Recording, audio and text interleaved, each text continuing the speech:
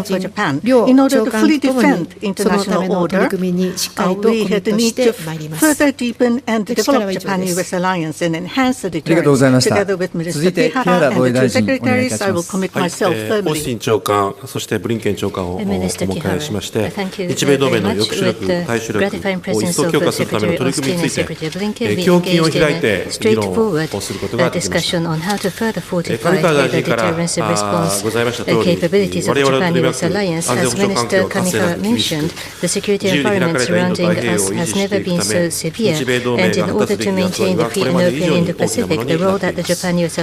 今回の日米2プラス2におきましては、4月に日米首脳が打ち出した新たな戦略的イニシアティブを指針とし、日米同盟を現代化するためのさまざまな取り組みの進捗を確認するとともに、今後の方向性について意見を交わしました。とりわけ、日米の両首脳から2プラス2において検討するよう指示された日米それぞれの指揮統制枠組みの向上については、自衛隊の統合作戦司令部と米側の司令部との連携を含め、指揮統制にかかる基本的な考え方を確認し、日米で作業部会を設置して、さらに議論していくことで一致をいたしました。また、世界的に装備品の需給が逼迫する中で、日米同盟全体の生産能力、防衛産業基盤を強化していくことが極めて重要となっていることを踏まえ、日米防衛産業協力取得維持整備定期協議、ダイキャスの進展を歓迎しました。そして、PAC3、MSE および AIM120、アムラームについて、日米双方に互恵的な共同生産の機会を追求することで合意をいたしました。さらに、地域における安全保障上の増大する課題に対処するため、同盟の戦力体制を最適化していくことが重要であります。日本全土で在日米軍の戦術戦闘機を近代化する米国の計画はこれに沿うものであり、引き続き安定的な運用に向けて日米で連携して進めてまいります。その上で米軍再編についても、沖縄統合計画等に従った在日米軍再編の着実な実施への確固たるコミットメントを再確認しつつ、普天間飛行場の一日も早い全面返還に向け、辺野古における普天間飛行場代替施設の建設を含む日米の取り組みを加速していく重要性を強調しました。さらに、本年、在沖海兵隊のグアム移転が開始されることを改めて確認いたしました。このほかにも、我が国の防衛力の抜本的強化において重要なスタンドオフ防衛能力、南西諸島における日米のプレゼンス向上、バイアックを含む ISR 協力、そして宇宙、サイバー、電磁波を含む領域横断作戦やさらなる協力分野の情報戦など、さまざまな分野での協力の進捗を確認し、今後さらなる成果を出すべく努力していく方向性をオースティン長官やブリンケン長官としっかりと確認したところであります。また、今回は日米2プラス2に加えて、拡大抑止に関する日米閣僚会合を実現できました。2010年以降、実務レベルにおいては、日米拡大抑止協議 EDD を定期的に実施してきたところではありますが、各国を含めた安全保障環境の厳しさを反映し、初めて閣僚レベルで拡大抑止に特化した会合を持って集中的に議論を行ったことは大変意義深いものであると考えております。これまで日米同盟は我が国の安全保障政策の基軸であり、そして地域の平和安全及び繁栄の礎であり続けてきました。そして力による一方的な現状変更やその試みにより、法の支配に基づく自由で開かれた国際秩序に対する深刻な挑戦が行われ、国際社会が新たな危機の時代に突入しつつある中で、日米同盟が今後さらに大きな意義を持つものになることを私は確信しています。今般の日米2プラス2は、そうした新たな時代を切り開く重要な一歩であり、引き続きここに同席している信頼する3人の閣僚とともに、自由で開かれたインド太平洋の実現に向けた確固たる決意を言葉と行動をもって示してまいります。以上です。ありがとうございました。では、now I'd like to request the Secretary Blinken to take the floor. Thank you. Well, let me first begin by thanking Foreign Minister Kamikawa, Defense Minister Kihara, not only for the very warm welcome today, but also for the very productive discussions. And as always, I'm grateful to be joined by my friend and partner, Secretary of Defense Austin. With their indulgence, I just want to say a few words quickly about the election that will take place today in Venezuela before talking about the discussions that we had. Venezuelans will cast their votes for president. This is a pivotal event at a pivotal time given the severe political, humanitarian, and economic crises the country faces. The United States, the international community strongly support Venezuelans' right to vote, and we've championed the Barbados Agreement between the Uniform Opposition Platform and the Maduro government to restore political freedoms to Venezuela, even though Maduro and his representatives have fallen short of many of the commitments that were made in that agreement. Despite facing severe repression, there is enormous enthusiasm across the country about this election. The United States is not going to prejudge the outcome. This is a choice for Venezuelans to make. But the Venezuelan people deserve an election that genuinely reflects their will, free from any manipulation. The entire international community is going to be watching this very closely. We urge all parties to honor their commitments and to respect the democratic process. Having said that, Japan was the first country that Lloyd and I visited upon taking office. This is now my 6th visit to Japan, my 18th visit to the region over the last 3.5 years. It's a demonstration that for over 70 years, the United States-Japan alliance has been the cornerstone for peace, for stability in the Indo-Pacific, and now beyond. And it's helping make our own people more free, more secure, more prosperous. Today's meeting delivered on commitments that President Biden and Prime Minister Kishida made during the Prime Minister's state visit to Washington in April, modernizing our alliance for the future. Just over the last 36 hours, we have a number of firsts, and these firsts are going to have a qualitative impact on our alliance, on its strength, on its fitness for purpose. First, we agreed to upgrade our respective command and control structures, including a new Joint Forces headquarters, to meet the challenges of this moment. Second, we held our first standalone ministerial on extended deterrence, demonstrating clearly, in other words, that our ironclad commitment to defend our allies with the full range of our conventional and nuclear deterrence capabilities is fully enforced. Third, through a new forum on defense industrial cooperation, we launched co-production of advanced missiles. We're leveraging Japan's manufacturing capability to collectively produce critical national security technology. We do this at a time when we've seen some of the challenges that we all face to our defense industrial bases. Our collaboration will strengthen our mutual capacity.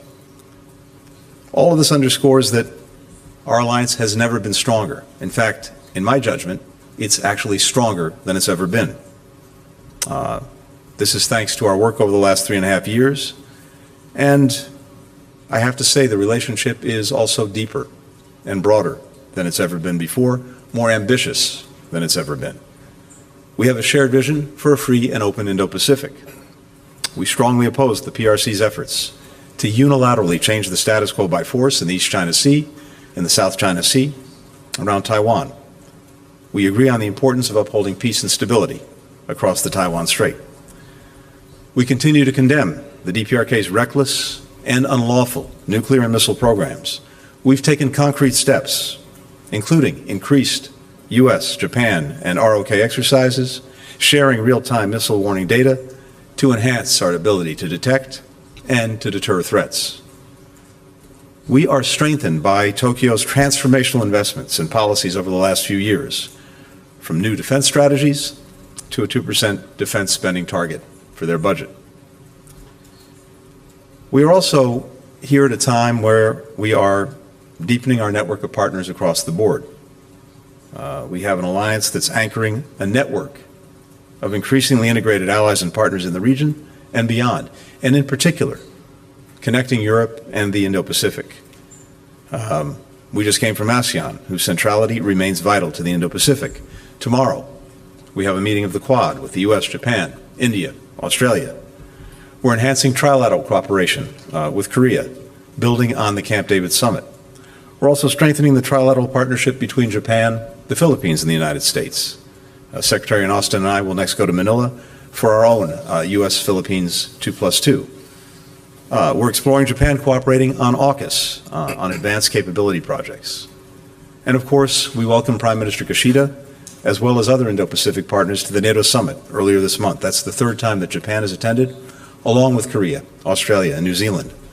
And what we're seeing here is something that I think is truly new and important in the work that we've done. As I said, building a bridge between our Atlantic partnerships and alliances and our Indo-Pacific alliances and partnerships.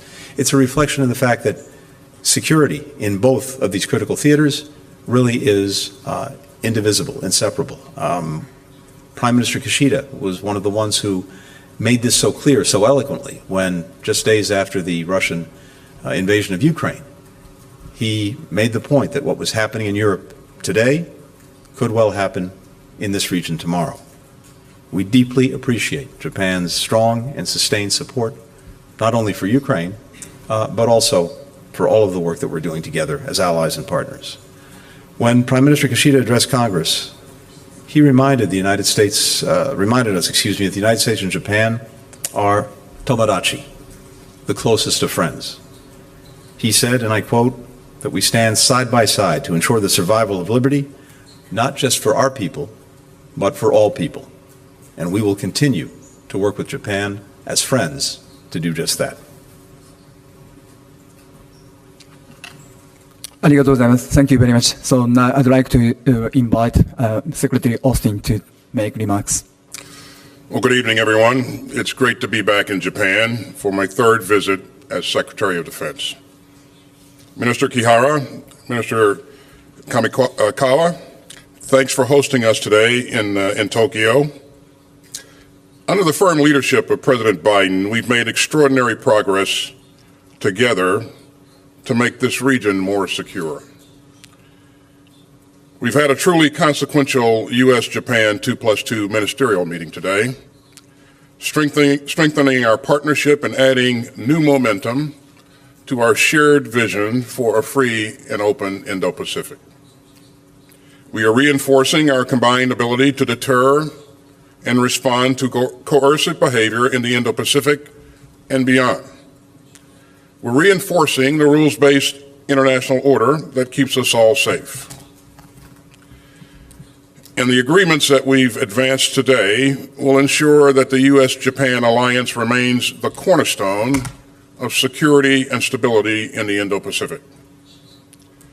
First, we welcome an historic decision to modernize our alliance command and control to better meet the challenges of today and tomorrow.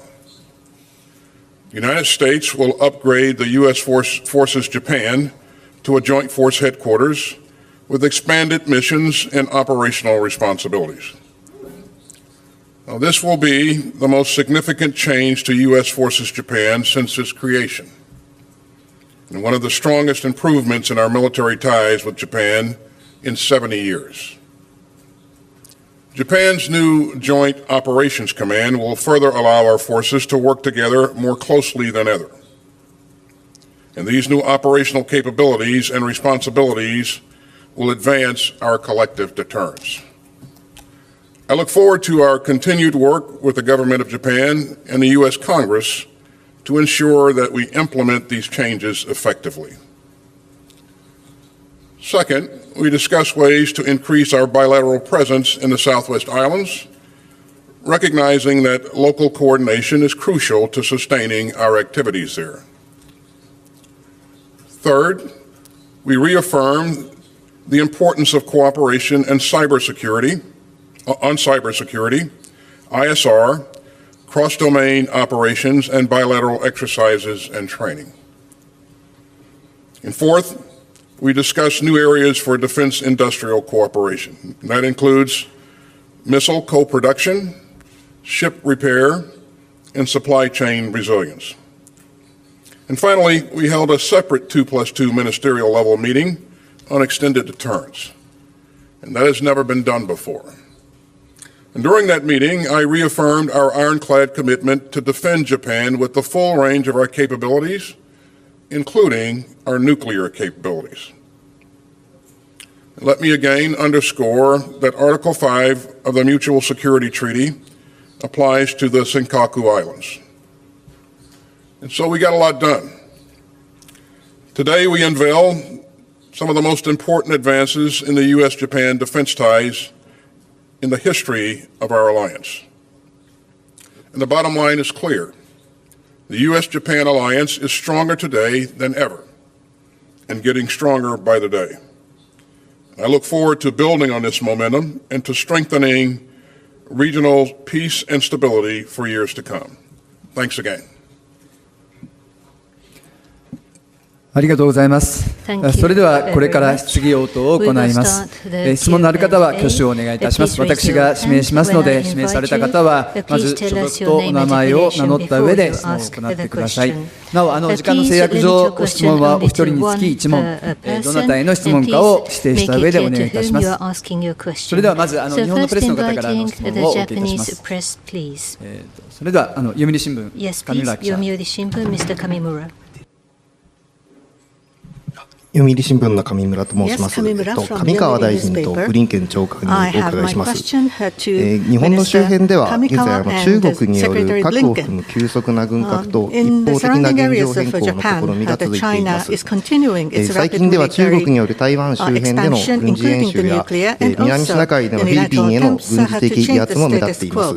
一方で、ロシアは北朝鮮への接近を強めており、これもまた大きな懸案となっております。こうした動きを踏まえて、インド太平洋地域の緊張な高まりに対する現状認識と、それに対する日米同盟の役割をどう考えるか、お考えをお聞かせください。また、米国では今年11月の大統領選挙を経て、政権交代の可能性も指摘されています。今後の日米協力の進化をどう見ているかお聞かせください。So how would you regard the deepening of Japan-US cooperation going forward? Because the change of government may happen. 先にお答えさせていただきたいと思います。国際社会は分断の度合いを深めておりまして、法の支配に基づく自由で開かれた国際秩序のこの根幹を揺るがす動きが続いている状況であります。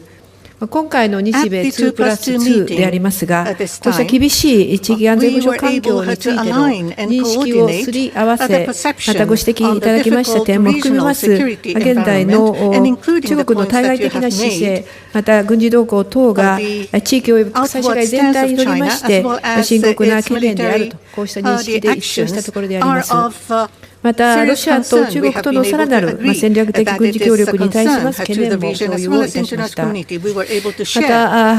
た、北朝鮮の完全な非核化へのコミットメントを再確認するとともに、ロ朝の軍事協力につきまして、ロシアから北朝鮮への軍事支援の可能性を含め、懸念を共有したところであります。このように安全保障環境の一層厳しさを増す中になりまして、日米安全保障の体制、これを中核とする日米同盟は我が国の安全保障のみならず、インド太平洋地域を含みます国際社会全体の平和とまた安定の実現にとって不可欠であると、こうした役割を果たしているということ、またその重要性がかつてなく高まっているということを感じたところであります。このような情勢認識を踏まえまして、今時の2+2でありますが、4閣僚間で極めて率直でかつ充実した議論を行うことができました。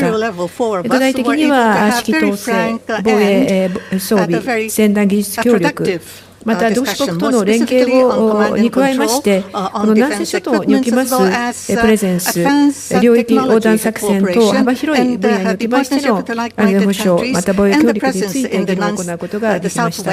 米国の内政動向につきましては、大会監視をもって注視していくところでありますが、いずれにいたしましても、日米両国として国際秩序を守り抜くために、今時の2+2の成果も踏まえまして、この同盟を深め、発展をさせ、抑止力を高める、こうした取り組みを進めていく考えであります。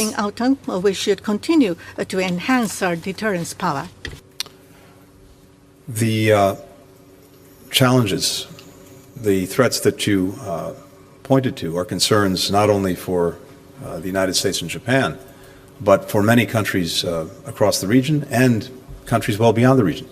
The relationship between Russia and the DPRK is a two-way street, with the DPRK providing Russia with weaponry that it's using in Ukraine, not only to continue its war of aggression against Ukraine, but to attack the very principles at the heart of the international system: territorial integrity, sovereignty, independence, principles that matter not only to Ukraine, not only to countries in Europe, but to countries throughout this region. And similarly, we see the potential for Russia to provide material assistance to the DPRK at a time when it consistently exhibits threatening, provocative behavior, with missile launches, the possibility of a seventh nuclear test.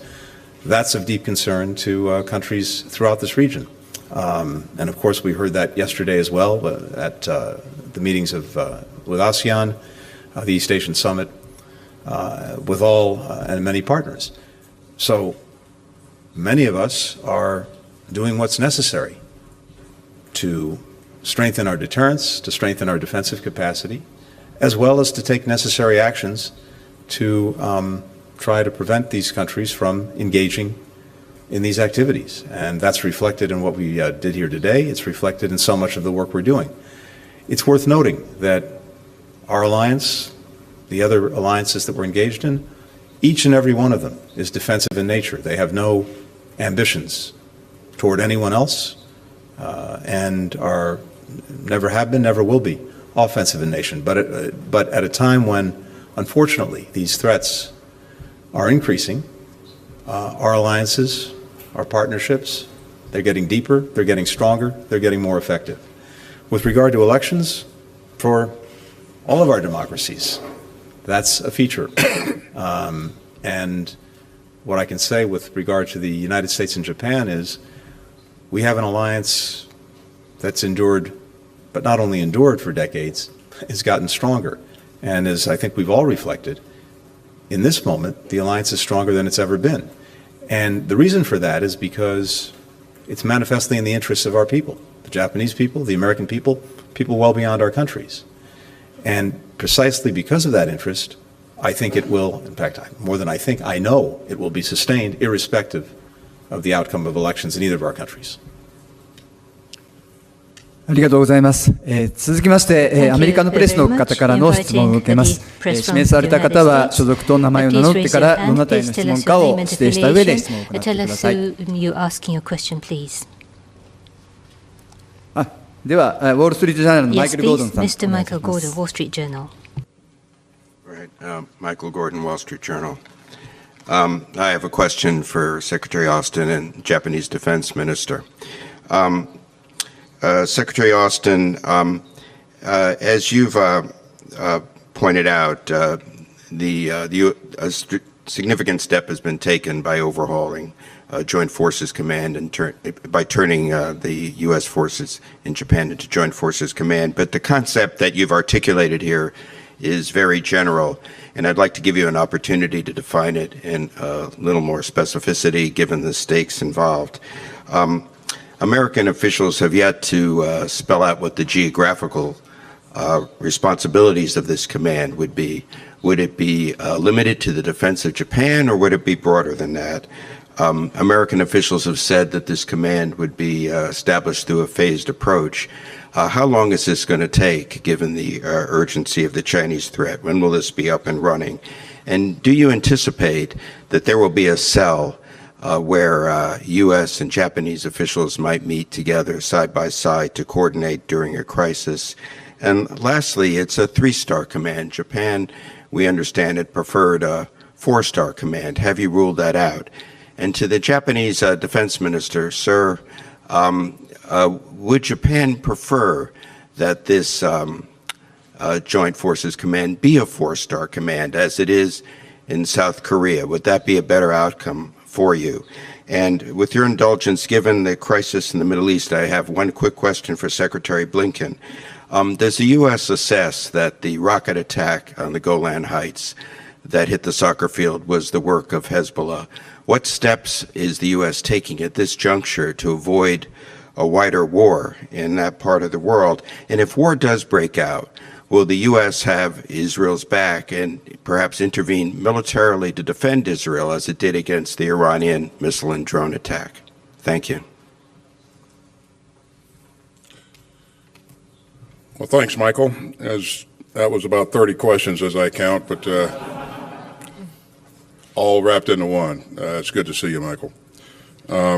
You heard me say earlier that this is an historic decision, and you certainly recognize that given your background. You know, our alliance is stronger than ever, and I think our approach to command and control has to reflect that. And the speed of action, the speed of activity that we can expect to see in the future is such that we need to do everything we can to streamline things to make sure that we remain relevant and decisive in the battle space as we work together as allies. And so I think, you know, our bilateral approach to this command and control effort reflects that. And so with the upgrade of U.S. Forces Japan to Joint Force Headquarters, you know, the U.S. will have a direct leadership role in planning and leading U.S. forces in both peacetime and potential crises. And that'll give us an opportunity to work more closely together to ensure greater peace and stability. Now, you mentioned, you asked how long it's going to take, given the fact that you know, the concerns of China presenting us challenges in the region. Our decision to move in this direction is not based upon any threat from China. It's based on our desire and our ability to work closer together and to be more effective. And you also asked whether or not we'd ruled out this command ever developing into a 4-star command. No, we haven't ruled that out. Again, we're going to continue to work with the government of Japan. We're going to continue to work with our Congress to make sure that we get this right. And I do believe that we're off to a great start. And again, it's a phased approach because, as you know, standing up a joint headquarters, you can't snap your fingers and do that overnight. There are a lot of things that you have to take into consideration. And I think our commanders have done a great job of outlining the way ahead. And so I'm confident that this is going to add great value to our overall effort. じゃあ私から米側の統合軍司令部というものは日米の協議を経た上で段階的に構成され J-JOC の一つの重要なカウンターパートになることが期待をされておりますが、細部については今後日米の作業部会で議論されていくものであり、現時点では決まっていないわけであります。現在の在日米軍司令官は3つ星でありますけれども、いずれにしましても自衛隊の統合作戦司令部 J-JOC と米軍のカウンターパート関係等の際は、繰り返しますが、今後日米の作業部会で議論されていくものと承知しております。また、この点は米側においては米国議会に諮っていく必要もあると承知をしておりますので、その点も我々は理解をしているところであります。And Michael, with regard to the Golan Heights, first, let me say that we are deeply saddened by the loss of life that we saw. There is no justification for terrorism, period. And every indication is that indeed the rockets were or the rocket was from Hezbollah. We stand by Israel's right to defend its citizens from terrorist attacks. And one of the reasons that we're continuing to work so hard for a ceasefire in Gaza is not just for Gaza, but also so that we can really unlock an opportunity to bring calm, lasting calm, across the blue line between Israel and Lebanon. We're determined to bring the Gaza conflict to a close. It's gone on for far too long. It's cost far too many lives. We want to see Israelis, we want to see Palestinians, we want to see Lebanese live free from the threat of conflict and violence. And again, specifically with regard to the blue line, it's so important that we help diffuse that conflict, not only prevent it from escalating, prevent it from spreading, but to diffuse it because you have so many people in both countries, in both Israel and Lebanon, who've been displaced from their homes. 60 or 70,000 Israelis, roughly the same number of Lebanese, and absent a secure environment, they're not going to be able to go home. So we're determined to do that. We're in conversations with the government of Israel, and again, I emphasize its right to defend its citizens and our determination to make sure that they're able to do that. But we also don't want to see the conflict escalate. We don't want to see it spread. That has been one of our goals from day one, from October 7th on, and we'll continue to do that. But again, the best way to do that in a sustained way is to get the ceasefire in Gaza that we're working so hard on virtually every minute of the day. ありがとうございました。それでは、再び日本のプレスの方からの質問を受けます。質問のある方は挙手をお願いいたします。それでは時事通信田中記者どうぞ。貿易社会を代表して時事通信の田中から質問します。質問は木原大臣とオースティン長官に質問させていただきます。本日の日米2プラス2では同盟の抑止力や対処力強化の取り組みの進展が確認されました。今回初めて拡大抑止に関する閣僚協議を行いましたが、協議の定例化など今後どのように拡大抑止の信頼性を高めていくお考えでしょうか。一方で足元では在日米軍兵士による犯罪や自衛隊の特定秘密の不適切な管理など日米連携の基盤に揺らぎも見られます。これらの課題にどういう言及し、今後どう対応していくつもりかお聞かせください。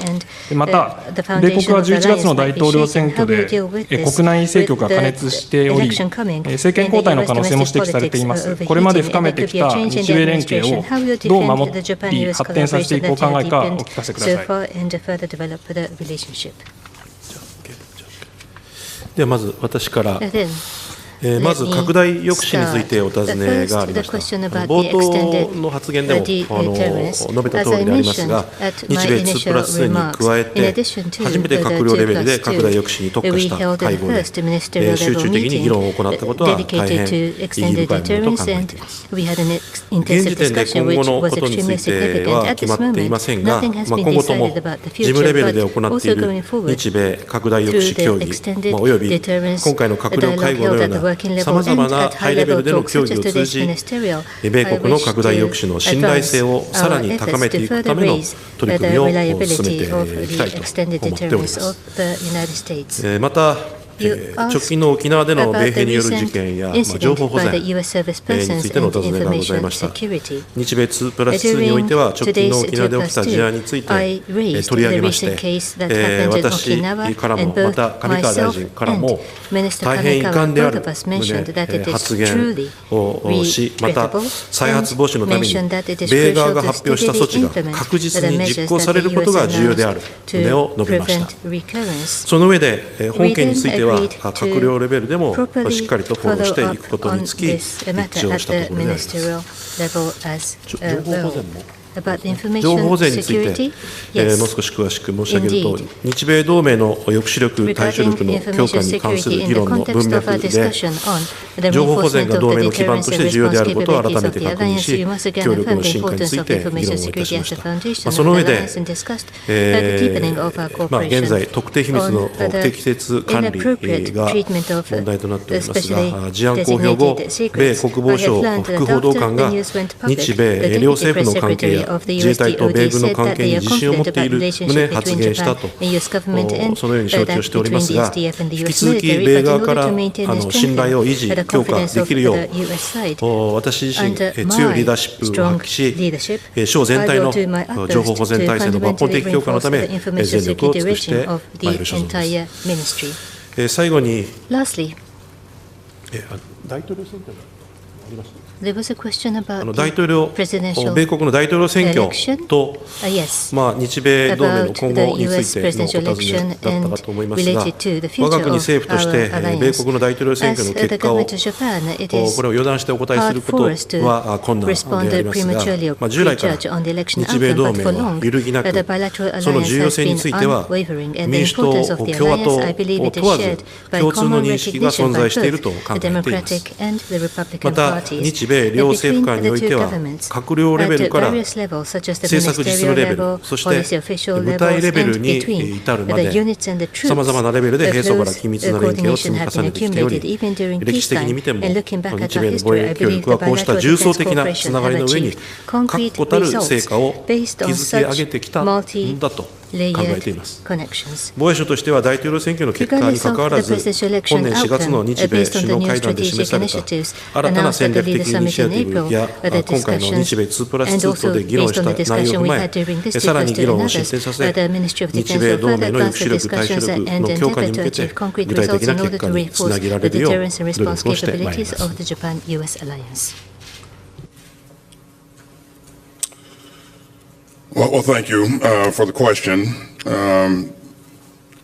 As you heard us say, this 2+2, separate 2+2 ministerial meeting that we had on extended deterrence is the first of its kind, never been done before. And I certainly won't go into the details of what was discussed, but I can tell you that I reaffirm the United States' commitment to defend Japan with the full range of our capabilities. And that includes nuclear capabilities. Regarding the sexual assault issue, I would just highlight for you that, number one, I agree with both ministers have said already that these are regrettable incidents. And they certainly don't reflect the core values of the United States military.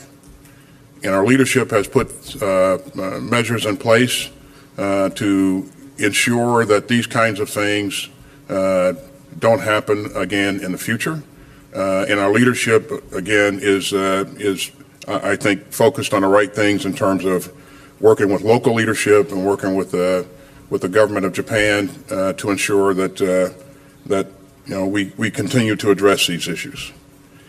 On the issue of info security, I think it's important that we be able to trust our allies and partners. And as I look at how this situation evolved, it was, as Minister Kihara has said, it was quickly identified. Leadership took appropriate action and reported it. And that in and of itself creates a measure of trust that I think will serve us well going forward. And I appreciate his personal involvement to ensure that we do the right things to protect our information. But again, whether it's no matter what it is, cyber issues or document security, we will continue to be challenged. All of us will continue to be challenged, and we have to do the right things to take care of our to protect our information here. Regarding the election, and potential outcomes, again, I certainly won't speculate on outcomes at the podium here. What I can tell you, though, is that I continue to see strong bipartisan support for Japan, and it's been that way over 70 years, and it will continue to be that way going forward. And anytime you see that level of bipartisan support in our government, you can expect that things will continue to improve and strengthen, no matter who's in charge. So, again,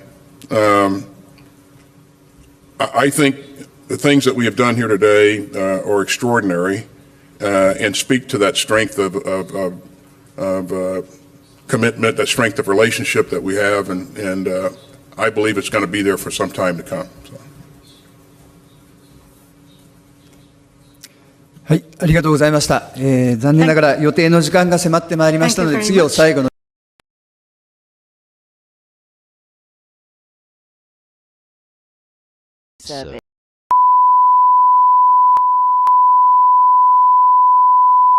This is the primary audio circuit for the Reuters live service.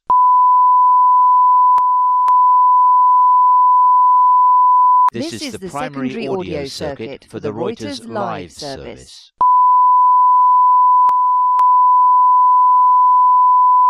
This is